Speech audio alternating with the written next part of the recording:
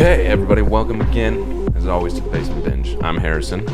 I'm Kelton. And I'm Kade. And this week, we are continuing the cyberpunk, if you want to use that word, theme with one of my personal all-time favorite movies, Ready Player One. Holy smokes, this was just such a joy to watch. So I'm way excited to talk about it. Great film. Oh, yeah. Like this, I hadn't seen this movie before, and I honestly didn't hear much about it. Like, when I kind of, like, saw it, you know, I was like, oh, how was, like, Ready Player One? People was like, oh, yeah, it was good. But, like, that was it. Like, I'm, to be honest, like, okay, I'm going to say it for 2 cents. Sorry, holy cow. We haven't even started. Okay, come on. We're just doing the announcements. Hold the phone. We could hardly contain ourselves right now, so we didn't get to 2 cents because we had so much to crush into those 2 minutes. So we'll just do the obligatory announcements. Follow us on social media, subscribe to the podcast, back the Kickstarter, and join the Discord. All right, let's move on to the movie. Okay, so breakdown of how our podcast goes super quick is we'll always start with our 2 cents, where we get 2 minutes of uninterrupted time, followed up, because this is a first watch for both Kelton, and then kind of like a first complete watch. A complete watch. For Kade, we're going to do our new segment, Does It Live Up? Pick our poison, our personal rating scale, binge points, dislikes, favorite scenes, and then, of course, as always, my favorite, Fall In. Except for maybe on this episode, binge points will be my favorite just because this movie's full of it, but we'll jump right in with our 2 cents here, Kade, if you get that timer for me. For sure. And as I'm pulling this up, I just want to give a social media update this week. We didn't have something super big this week, but just want to give a big shout out to a few of those who have followed our podcast within this week. The podcast called Your Podcast or Mine Podcast, a podcast featuring other podcasts. Thank you for that follow. And also excuse me if I butcher this, the Irrationally Experiment podcast, but also about art. So thank you for the follow. And also, keep up to date with everything on our podcast, just where our conversations go and everything. And keep your eyes and ears peeled for our new episode coming this week. That will be on Tron Legacy. So look out for that, but listen to this one. That'll be an exciting one. I'm really happy for that one. But our clock is ready to go. So whoever's ready want to start first, you're up. Alrighty, I will jump into my 2 cents now.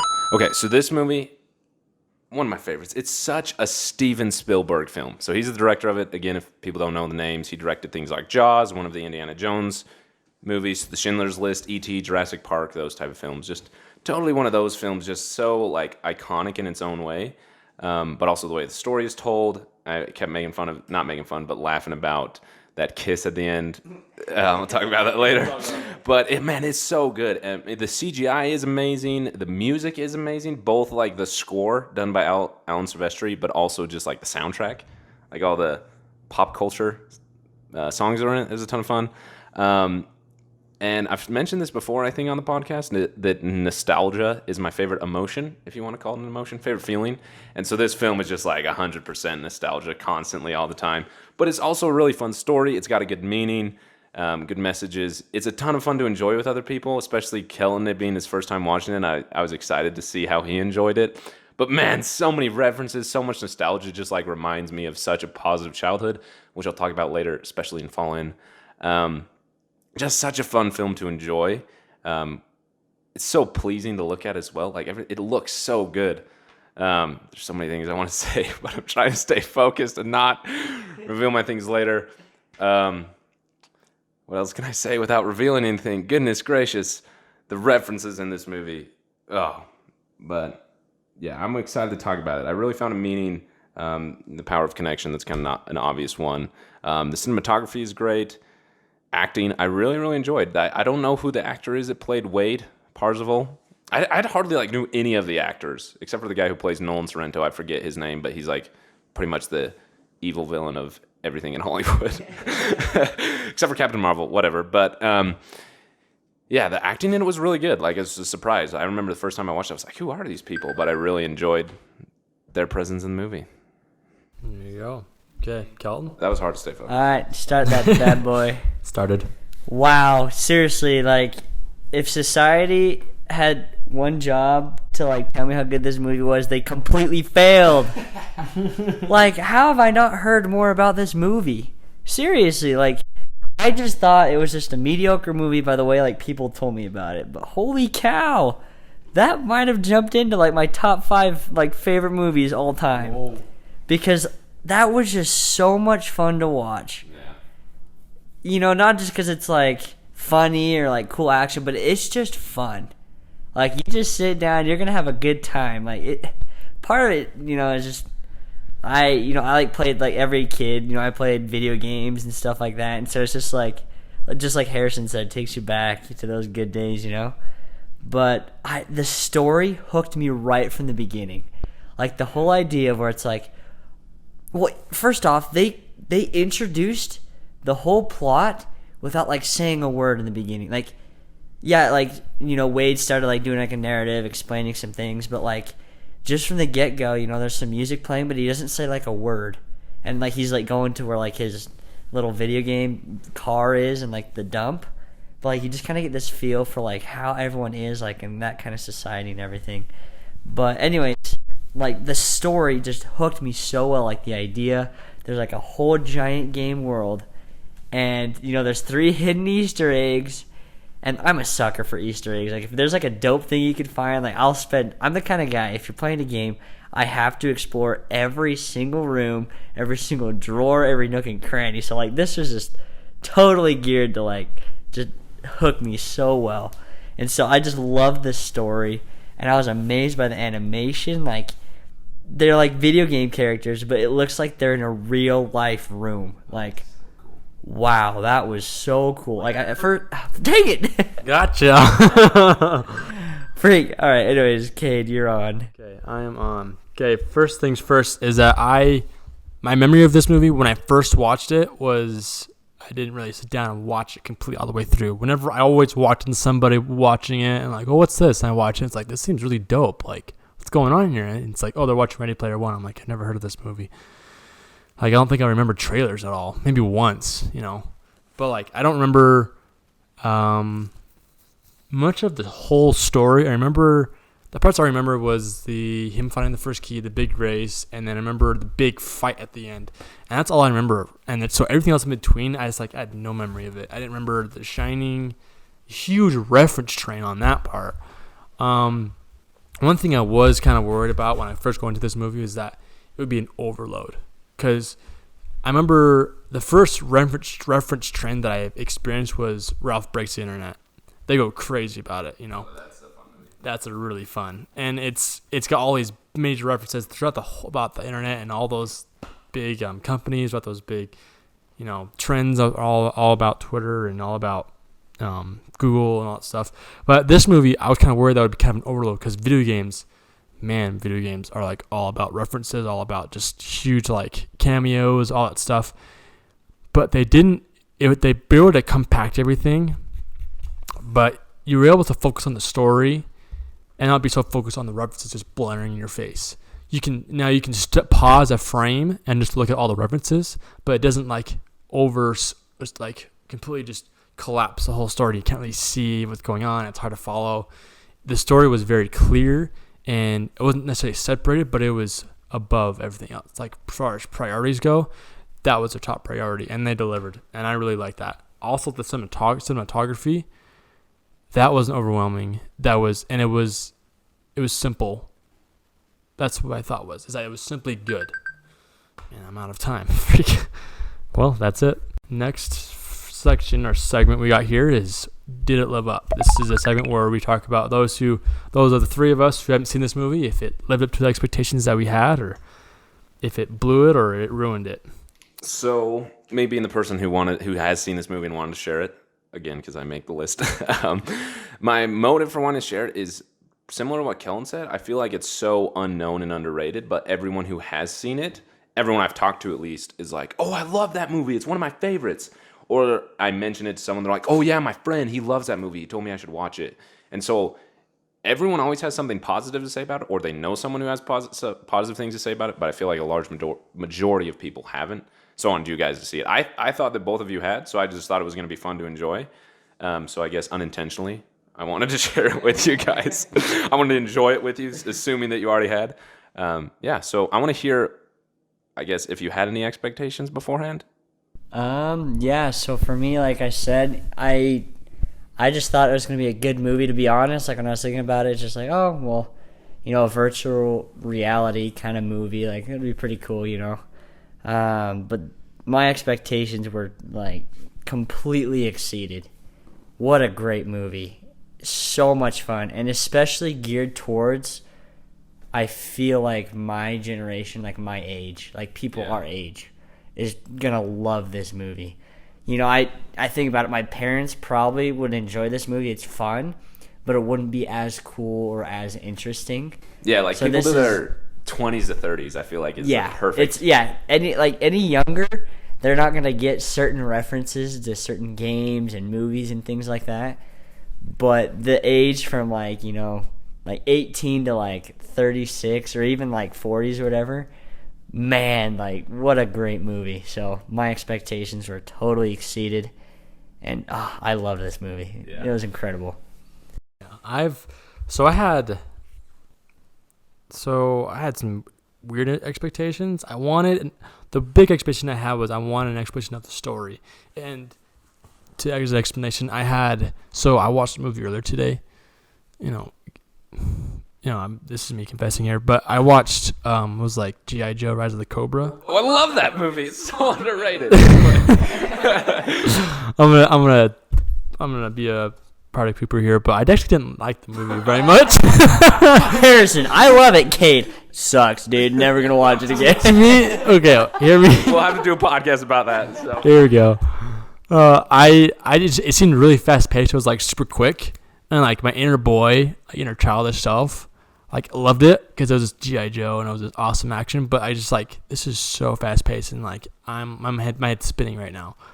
And so anyway, from that movie to this one, Ready Player One, and the story and the action was not like fast forward.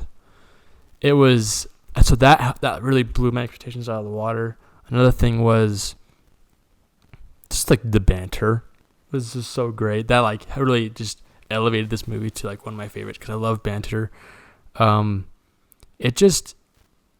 It gave me a clean, crisp, like to the T to my expectations, and just made it glimmer, which is a poetic saying of like it exceeded my expectations. But I'm happy, I'm satisfied, and I want to watch it again. Well, I'm glad you guys enjoyed it. So.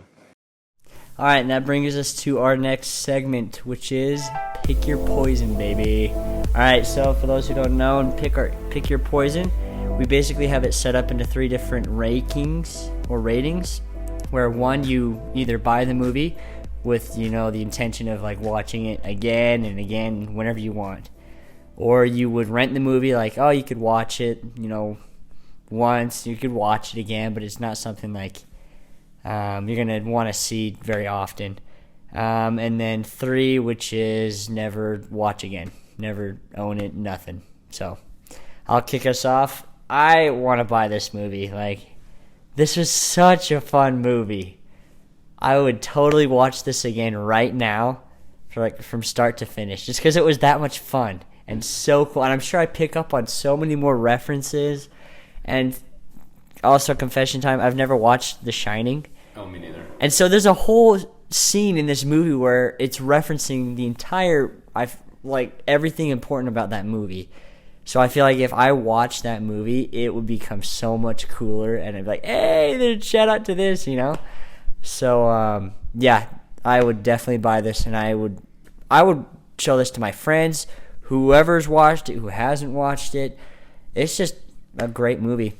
Tons of fun. I pick my poison. I feel like I would want to buy it, but like, see, people who are other than you two, as far as like movies go, I feel like they wouldn't, like my parents wouldn't really appreciate it. They wouldn't really understand. Like, this is it's a geeky. I can see them saying this is a geeky movie. I can really feel them saying that because it's just like they wouldn't get it.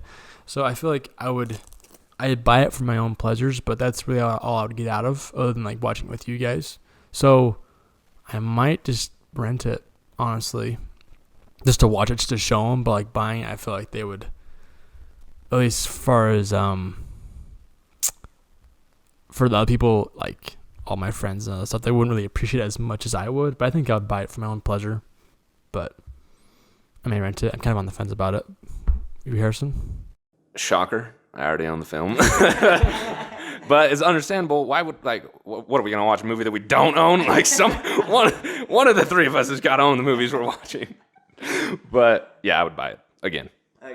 It's so fun and it's fun to share with people, like I said. I think that's one of the reasons I would buy it, is because it's really fun to share with people. Yeah. Don't need to complicate it. I'd buy it.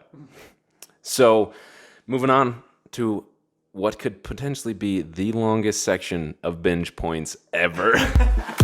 This movie. Oh, gosh. Okay, I don't want to I know that, like, there's a lot of them that we probably have in common. So I think we should keep them like bullet point lists. Just suggesting here, like bullet point lists, like just kind of mention it and then move on to the next one, or else we'll be here forever. But we'll go one at a time and kind of go around the table. How does that sound? Yeah. You guys up for that? Let's do it. Okay. The first one, because this is how the movie starts. The song "Jump," and then the end credit scene. I think it's like "You're the One That I Want" or something like that. That's not the name of the song. The name's slipping my head. But those two songs are like forever Ready Player One in my head. I have this like playlist on Spotify that's a bunch of classic songs like that, and every time they come on, I'm like, "Oh, Ready Player One," and it makes me think of the movie and happy. That's interesting because the song "We're Not Gonna Take It." That's what, that one too. That's what comes to my head. My Ready Player One comes to my head because they're like they're all like getting ready for it. And he's like has a boombox, just clicks play. We're not gonna take it. Just that scene of where he's like turning around and like everyone's swarming over like the hill to go like to war and everything. That's just a great scene right there. Tons of fun, but like you get chills and everything too. Oh, the song is "You Make My Dreams." So "You Make My Dreams," "Jump," and "We're Not Gonna Take It." Those three songs I always think of this movie, and it makes me happy. So, yeah. My reference was the Power Rangers. Am I right about it? The guy that when they're fighting the Mecha Godzilla, and that guy he's like got the beam sword. Oh, is that Power Rangers? No, it's something different. I wish it was. I was going to mention that, so I'll say it right now. I wish it was Voltron or Mechazord from Power Rangers, but that's just because what I grew up with. But it's Gundam. I've only watched a few episodes of Gundam. Yeah, it's very similar to, from what I understand, is similar to Power Rangers or Voltron, where it's like three separate machines that combine into one giant thing. Okay, because that's what I thought. I was like, oh, I love that, but.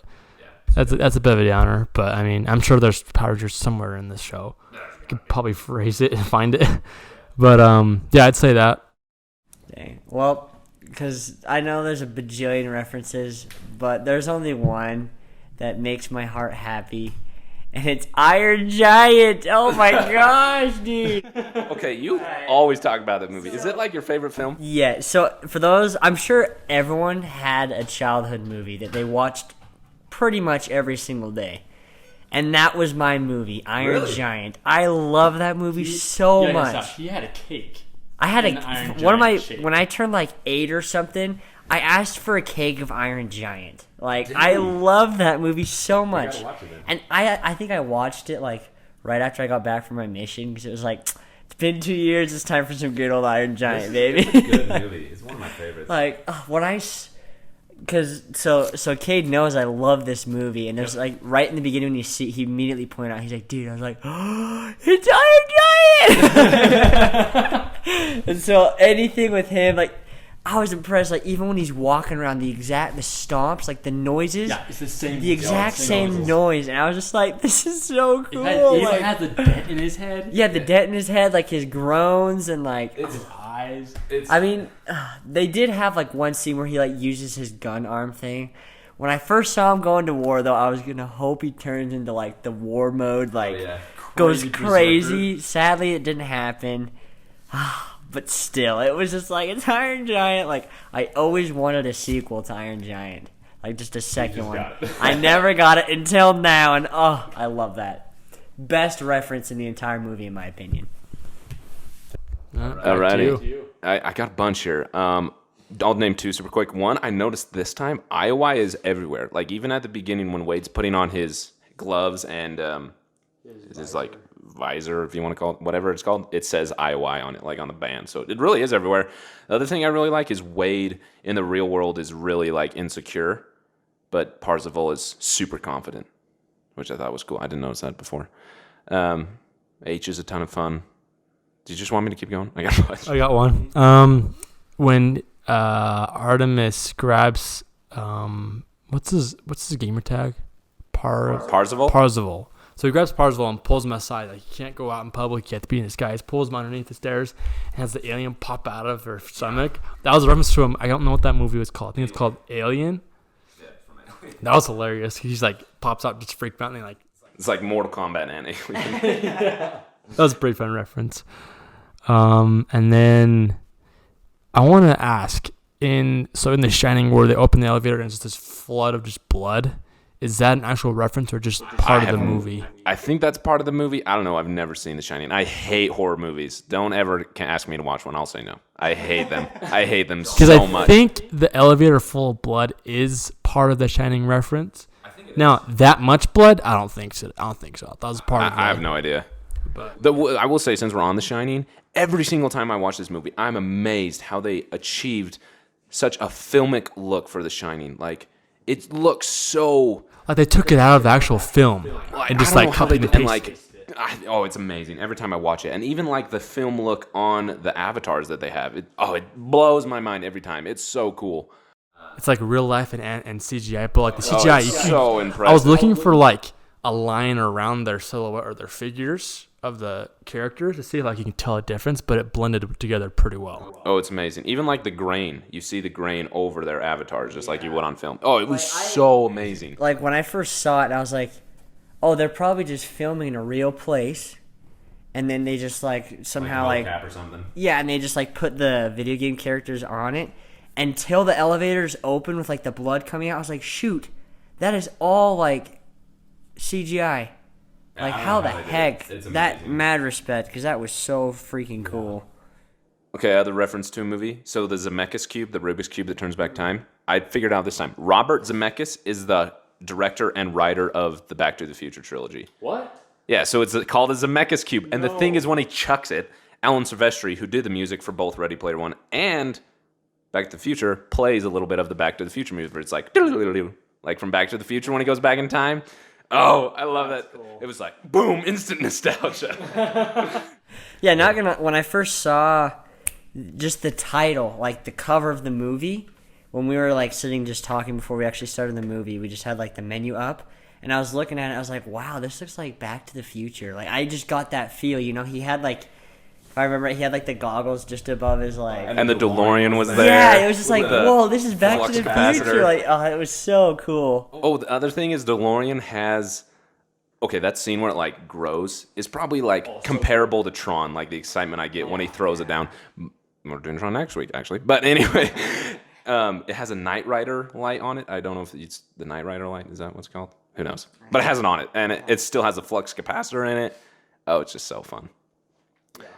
And so another reference for me was the holy hand grenade. That was so great. He doesn't count 1, 2, 5. I know. That would have been awesome. So awesome. And like, it's just I couldn't hear it super well. Was there like this like choir in the background? Yeah, there was. It was like, it blew up. that reminds me of, I don't know if you guys ever played it, but it's Worms Battle Islands. Oh yeah, yes. It was for the Wii, and like, that just took me back, because in that game, the holy hand grenade was like the ultimate weapon. It like blew up the entire map, and like you throw it, and it'd just be like, hallelujah, and then it just like nukes everything. So like when I saw him buy the holy hand grenade, I was like, yeah.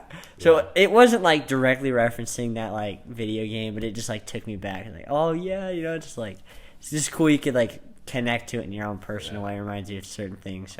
Also, if I remember right, every single gun that they use is a reference to a video game. Oh yeah, I'm pretty sure. There's no way I could know them all. Yeah, like, I noticed Gears, the one that they got a blade on the front, and it's like instantly blown up. But like, I saw that one. I have no idea. I haven't played that many shooter games, but like that end battle, there's too many references to pick up. Halo, Battletoads, Teenage Mutant Ninja Turtles, Overwatch. There's a ton. Or like, yeah, I forget her name, the main character. Or like when Iron Giant falls into the lava, it's the Terminator 2 thumbs up. Like, gives a thumbs up. So great. She said Superman. I wish she said Superman. Yeah, Superman. That would have been so sick. I would have cried. The other thing, go ahead, Kelton. Yeah, I just made me think, like, you stay. I go, no following. I would have just weeped. Just cried right there. Just like, Iron Giant, come on. Oh, man. Anyways, yeah. Some other ones that I noticed, just like super quick, I think it's cool that Artemis, who's actually the goddess of the hunt, like that's actually what Artemis is, she's the one who doesn't get distracted from the, like, she actually truly is hunting down the eggs, where like Parsifal's like, oh, I love you. And she's like, stay focused. I appreciate that. I also really, really appreciate that when Wade finally meets Samantha, he addresses her birthmark and like says that he's not disappointed, because like, especially in our world, like people are so like, including me, like awkward around situations like that. Like I never know how to handle something. Like I'm always so nervous to call it out. So I appreciate that. I thought it was very, very honorable. I appreciate that. The other thing that I noticed this time is the curator, Ogden Morrow, the guy in like the library, whatever that place is called. When Parsifal shows up the first time, he like, it's totally for us. They're explaining what it is, where he's like, it's a 3D render of all his memories, blah, blah, blah, blah, blah. Like, of course, Parsifal knows that. We don't, so it's for us. But of course, Ogden Morrow would want to keep up like the program facade where he repeats the same thing over and over again. But there's little hints that he has a personality. Like, he asks Wade, or Parsifal, he's like, are we done here? And he says yes. And then he like keeps playing for him to find the first clue. Or like during the second one, he bets him that Kira or whatever her name is only mentioned once, and he goes and watches it and sees that she's only mentioned once. And instead of immediately saying like, oh, you're right, he like wakes for a second until they figure it out. And he's like, you're right. So like you can tell that he's helping him along, but I thought that was cool. Also, Kade found this out. He was looking up the awards of the movie. It was nominated by MTV for the best kiss in a movie. It should have won it. I love that kiss at the end. Nice. Yeah. Oh, there was actually an award for that. That's cool. Yeah, I kept joking where like where he kisses her. I always like in movies when that happens, I'm just like nice. And then there was like continually like for like the 5 minutes after that where I could like just kept saying nice. I think I got up to like 6 or 7 of them. Double nice. It was great. I love that. So there's too many to talk about. There seriously We'll is. have to put a cap on If it. we were to do like a whole other podcast just for Binge Points, we would have a completely different conversation. I would want to watch this movie like just as a challenge, just with some friends like this, just for the purpose of getting like all the references. Like I know there's a bunch on like their clothes, like they're wearing T-shirts that are references, and I know that there's things that like all three of us don't even know that just go over our head, but. Yeah, it's so fun. I wonder how long a podcast would be if we did just references. If like we broke down each freaking scene and just like I'm sure pause. there's a YouTube video out there. Oh yeah, I'm sure. Yeah, somebody tweeted at us. I want to watch it. So, yeah, that was Binge Points. Should we put a cap on it? I think we should put a cap on it. I think we should just for now. Our next segment is least favorite scene and favorite scene. This is where we just kind of go around. You can have up to 3 scenes that you do not like and do like, and we kind of just talk about it for a little bit. I'll go first. One of my least favorite scenes is, I don't understand it. Maybe I missed it. Is when they walk into that room and it's like The Shining was a distraction, and that when they're like there's that one girl along with all the zombies floating and they're dancing. I understand the dancing part. I understand them getting to her to ask her, would you want to dance? But the zombies, I was like, this is weird. I think they said like right in the beginning, it was like a throwback to one of his first games with like the zombies. Didn't they say that? I don't. Because I remember they said. I know it's a reference to something. He said something like, "Oh yeah, this It's like something mansion. Was it that? No, something is like, oh, one of his first like zombie games or something like that. Yeah, it was. I think it was a reference to something. The reason why there's like dancing zombies. That Halliday made, like something that he made. Well, I don't remember. I didn't like the zombies. It was like, this is weird. It's kind of like it was like The Shining was this really cool reference stuff, and then like turned to zombies. I'm like, that's weird. I didn't like that scene. I think they could have maybe done a different route. I mean, yeah, it's a reference to Holiday, but like they could have made some other reference to it, I feel like. But I didn't like that scene. What would you call them? Least favorite things. There were just 2, and like I think they were necessary for the plot and like the story and everything. I just wish it could have been done better. And the first one is the whole when he tells like Artemis or Sam that he loves her. It was like, what? In the dance club? club? This is coming out of like left field. This is like, Like if he's all like, he's like, oh, I like you. He's like, oh, that's fine. You're like, this is normal. And then all of a sudden he's like, my name's Wade. I love you. And you're like, whoa, dude. Like, calm down. Here's my address. I know. It was just like, what the heck is happening? Like, it just felt, it was just kind of cringy to me, and it was way too quick. And like, I don't think you could like fall in love with someone that quick, let alone when you haven't even like met them in person yet. So that's where I was just, or that could just be like tipping your hat to like the fact that that's how crazy that world is now, that everyone just lives online. I don't know. But that was just like, just kind of weird for me. I see how it was necessary for like the arc and like that whole plot and the relationship between Sam and Wade had to be, but it was just kind of weird. And then the second one I had was like with the death of his aunt.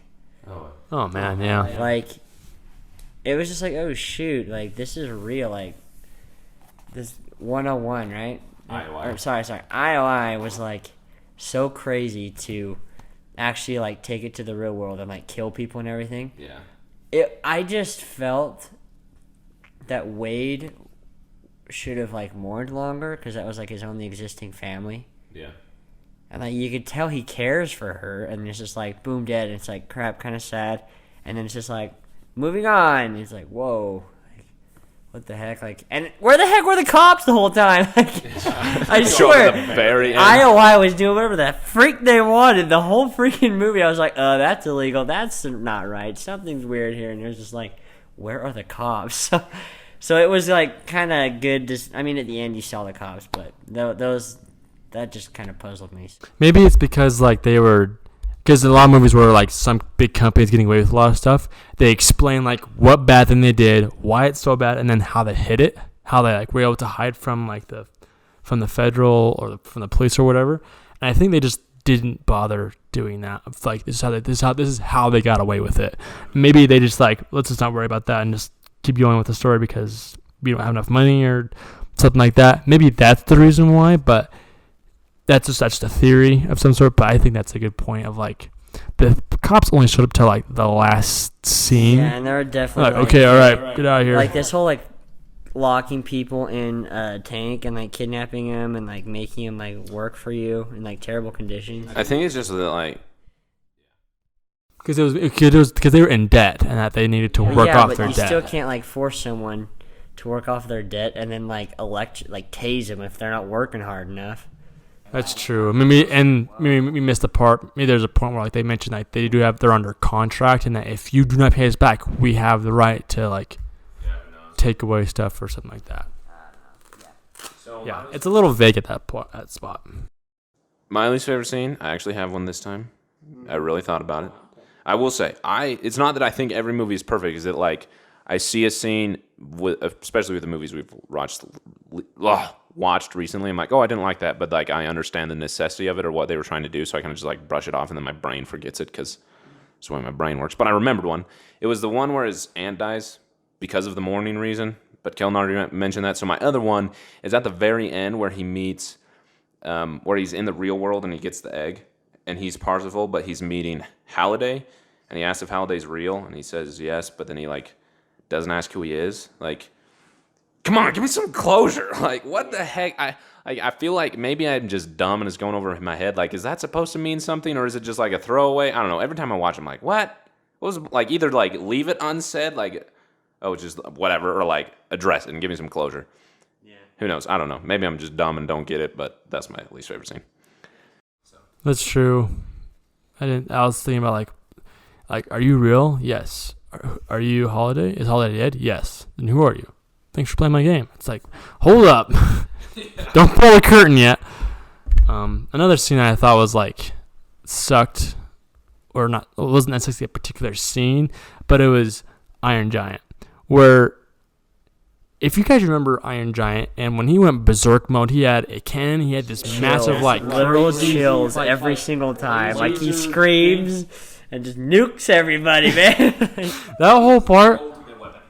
It was a weapon, practically made as a weapon, and he had this that massive cannon on his chest. Like, Oh, I want to use that. Godzilla. Yeah, man. like have him go crazy and then use it to blow up the Godzilla rather than using the bomb on whatever. I felt like they could have did that in such a dope way. Like, this is Iron Giant. Like, but then again, they might have just wanted him as a reference, because I was looking at, whenever I see Iron Giant, all you do is just kicking around stuff, just kick, punch. It's like, that's not Iron Giant. Cool, like, in a perfect world, he like falls on his stomach and like Mechagodzilla's like breathing on his back. I would have loved for like him to get mad. The bump goes away, the eyes go zzz, and like all red, and he just turns around the screen. Just freaking wrecks him. That would have been so dope.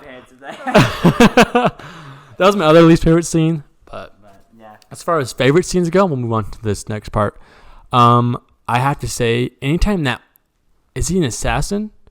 That guy he's got a skull chest. I rock. I don't know what he is. He's hilarious though. Anytime he's in scene, he is so funny. He sits in that booth with those girls. He's like bids them to lean in closer. He's all like, "Get out of here." One later he's talking about, he's like, if we would have gone with my plan, that would have worked because I rock. How's it going? He's like, "Oh, my neck's doing bad. You probably need physical therapy." No, the orb. Can you stand like a little to the left? My right, your left. Or he's like, he calls him out for using the cataclysm. He's like, "That's a camper move. You don't even know how to activate an orb." I got 10 years of crap in me. Also, totally side note, why doesn't he just like take off his mask? Like, he's like running to the portal. Like, is there like a rule against that? Where like when you're gonna die, you can't just like take off your mask? I don't know. They're probably, because that'd be kind of dumb. Every time like you see a bullet come towards you, you're like, "Oh, I'm out."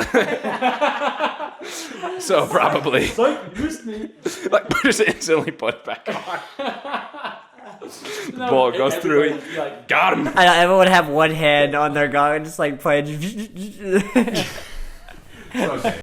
That might have taken away the story of like the. What were we talking about? Oh, your favorite. My favorite scene. No, it was just anytime he's in it. It's just so funny. He kind of reminds me of Nick Fury a little bit. Just the banter that he gives. That he just doesn't care. He's just a paid gunner. Or he's like, 3 times my normal salary. Oh, that was that easy? This should have gone for 5. Is 4 still on the table? Oh yeah, it was incredible. I think my favorite scene. I feel like I'm a guy who gets hyped up. Like, if you have the right music and you like just give me something to get hyped about, I will every freaking time.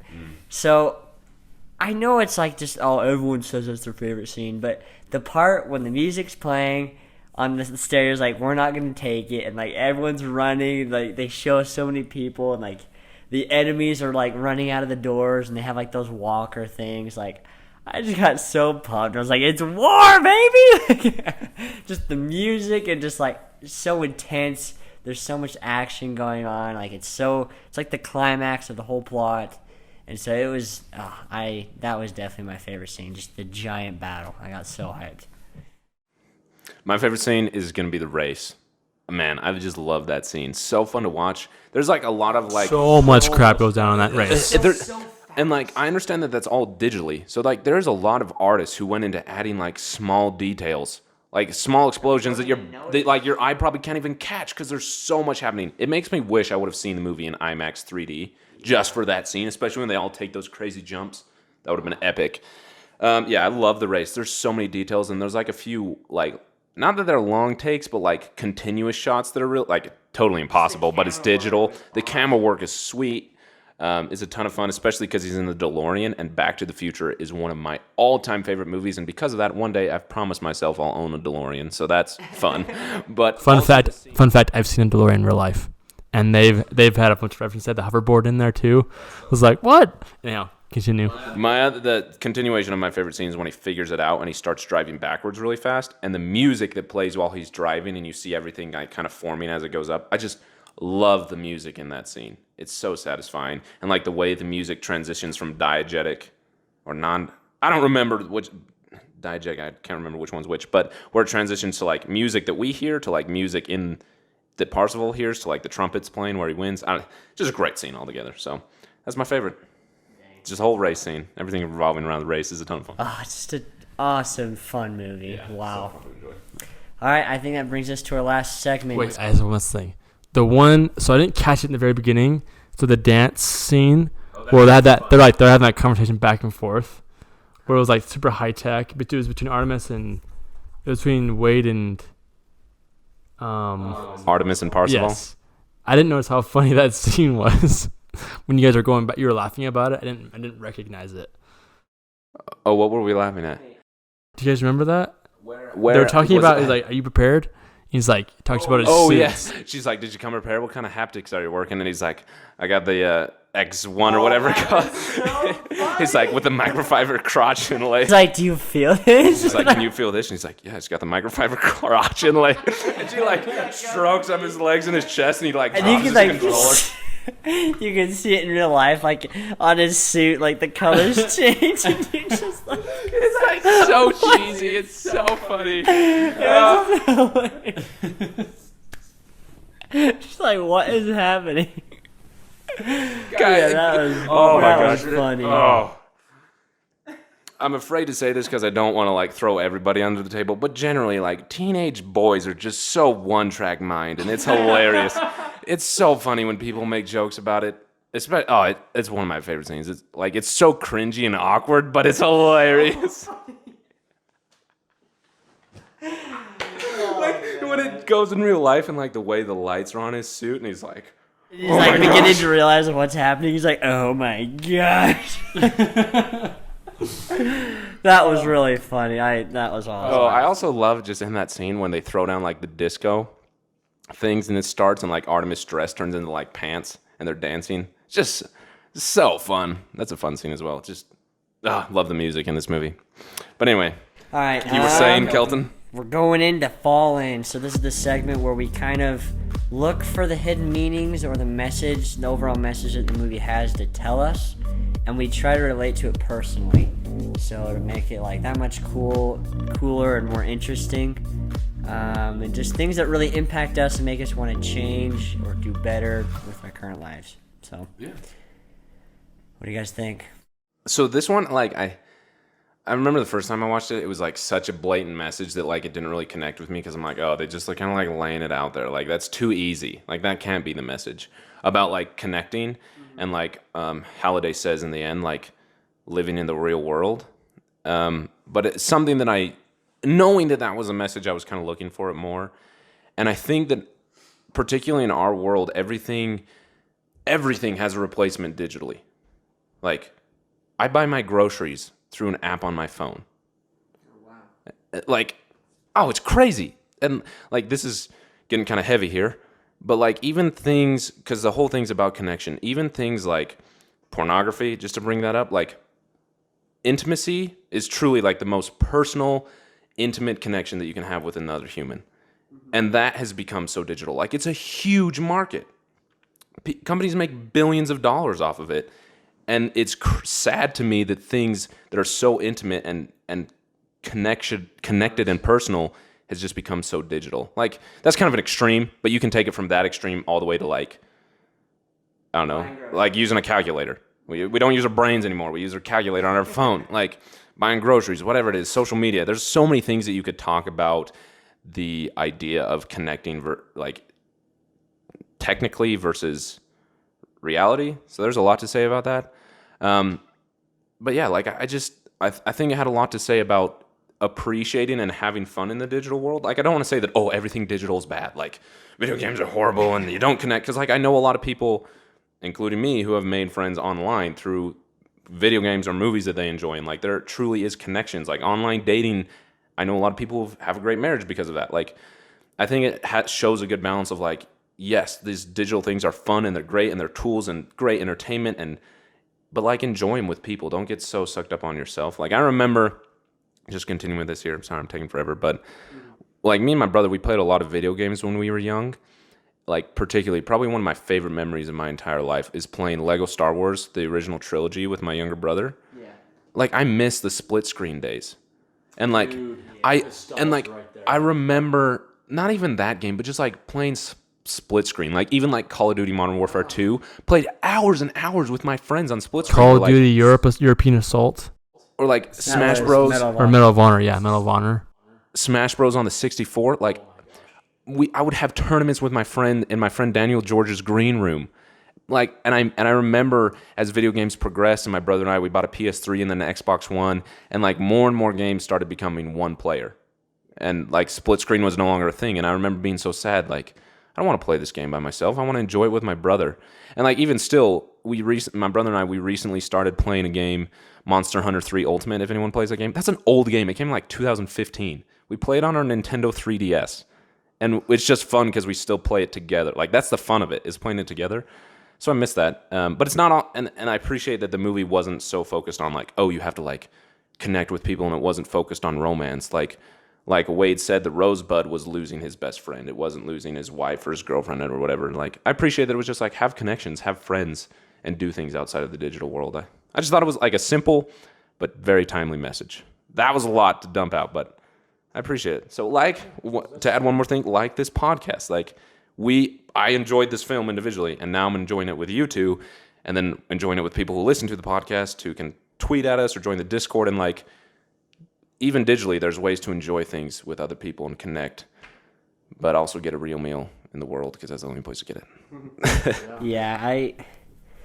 Yeah, this is a great movie, like, when you look at it like that. And, like, not gonna lie, when you say split screen, like, I have so many good memories. Like, my heart, like, aches. It's almost like positive PTSD, where it's like your mind really flashes is. back. You're just like, and, like, you miss it so bad. It's like, man, those are good. Or, like, even, like, Lego Star Wars, again, to mention that. Like, I hated it that you had to stick together on the map. Like, you couldn't split up. That you had to share the same screen. Playing Lego Star Wars.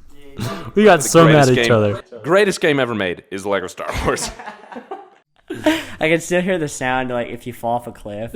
And, like, your body breaks up into, like... Dude, I just remember all the jokes my brother and I played. Oh, we played that game for hours. Like, just side note, this has nothing to do with the podcast, but I remember getting in an argument with my brother because we finally saved up enough studs, and we had two options. We could unlock the extra of invincibility or buy one of the ghost Jedi. Does that make sense? And I didn't know what invincibility meant. I thought the word said, I'm also dyslexic, and I was a kid, but I thought it said invisibility, and I was like, that's stupid. Like, let's just buy a ghost. Like, we can buy two ghost characters for the cost of invincibility. And I was like, and the ghost characters, they won't be able to see us anyway. We'll just be invisible, but we get to be a cool character. And my brother was like, no, like, we got to get invincibility. But we ended up getting I was player one, so we bought the ghost. And I remember we went and played the Jabba's palace level, and you have to, like, get on one of the speeders and shoot the cannons at the main palace that's floating. And I was playing as Ghost Obi-Wan, and they could still shoot me, and like it would make me lose lives and lose studs, and I couldn't stay on the cannon because they kept shooting me. And my brother's like, I told you we needed invincibility. They can't shoot you with invincibility. And I was like, so then finally we saved up studs again and bought the extra, and then like they'd shoot you and you wouldn't lose any life. And I was like, oh, dang. I guess I need to learn how to read. And that's how I learned what invincibility meant. But see, like, memories like that. Yeah, Hey, like... all right, my turn. Do you remember, it was one of the first, I think it's the first episode, or the first episode, or first level you play. It's in episode 1 in Lego Star Wars, where we're going, and you can have Jar Jar Binks, and remember you can switch between each character. And like Jar Jar Binks can double jump.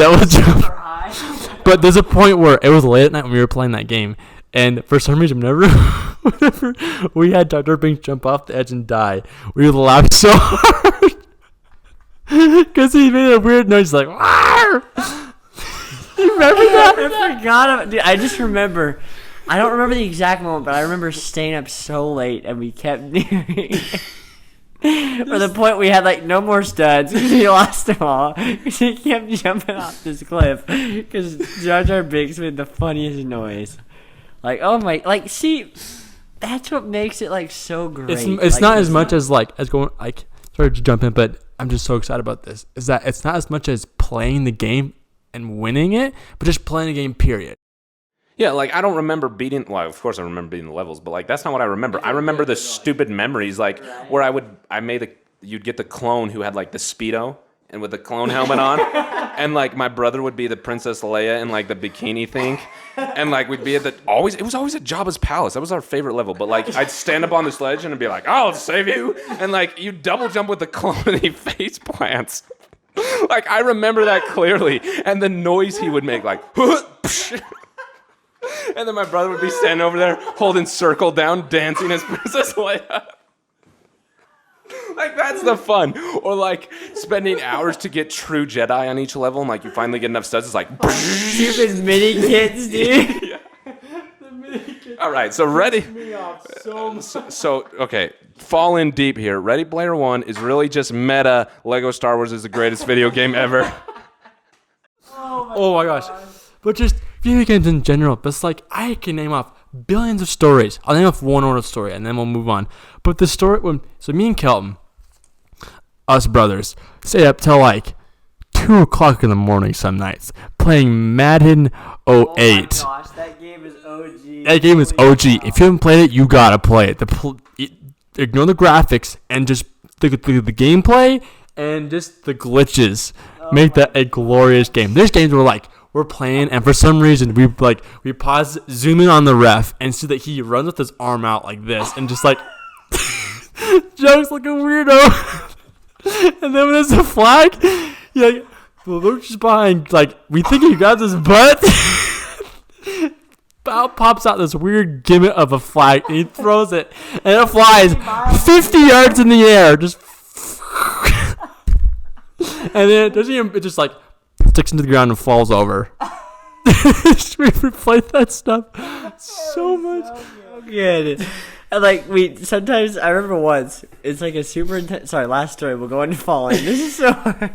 Like we're playing, and like it was super intense. It was like fourth quarter, whatever. I don't remember who was winning, and like I think I had the ball, and I was like trying to move down in the field to score, and I throw the ball to the guy. He gets tackled like normal, and like the ref is like standing there watching, and like the game glitches, and the dude won't get up. Like, he's laying on the ground with the football on his arm, on his back, and the ref is like staring at him, and like he changes. We couldn't finish the game. Like we're sitting there waiting, like, okay, come on, like let's go. And then it got funnier and funnier the longer we waited because it didn't change. The stadium, they're all cheering and everything, but the dude won't get off the freaking ground. The teams have got back into the hole. We had to stop, like turn off the game. Oh my gosh. Memories like that, I'm just like, it doesn't have to be yeah, exactly. It's not about like just winning it and like by yourself, but still those memories of laughing so hard. Like we still laugh about it just as hard to this day. Like, it's laughing on your face. I'll save you. Like, because I think this, so kind of a theme to like get back on track. A theme, kind of going off yours, but a little different, Harrison, is one I really liked with his idea of like, I don't belong in a clan. And then at the end, and like at the end, he finally says like, oh, we'll sign as a clan, like they'll rule Oasis together. And I just really like that idea because it's like realizing, and that's what oh my gosh, the creator of Oasis, like that was his problem. He like eventually like shunned away his like one best friend, and he was doing everything by himself, and he was like alone. And in the end, like the whole point of the story, like the Easter eggs, is to point out it's like his greatest like regret wasn't because he didn't like get with Kara or whatever. It was that like he lost his best friend. And like honestly, I'm a guy who is like really loyal, and I really connect with friends. Like I'm an extrovert. I love doing anything in a group. Like video games, like I get bored after like 10 minutes if I'm by myself. Like if there's people there, or if like we're in a, I don't like going to parties or anything like that, but just like being somewhere where you could like have fun with people, just connect with them in just like whatever setting, whether it's like painting a bedroom or like playing video games or watching a movie, like doing this podcast now, like just the idea of it's like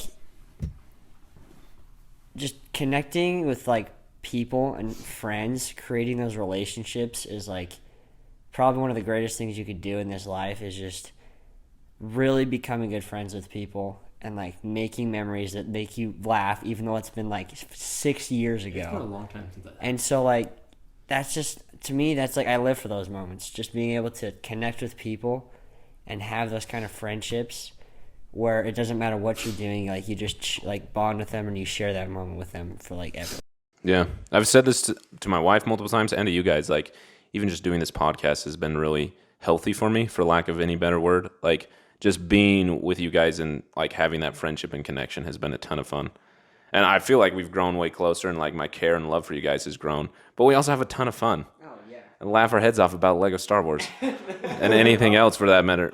But yeah, man, life is good when you're blessed to have those relationships. So go find some connections, people. You guys are my clan. That is so dope. Dang, man. Hey, I do want to say this, is that to go on, do you always hear people talk about how you're playing video games too long, or you're like you're just having no fun and you go outside and play, or that like Kelton, for example, he was down on Lake Powell with some friends and people called him out because he was playing Kingdom Rush. I don't know if you guys know that game. Greatest app ever. Really great app as a game.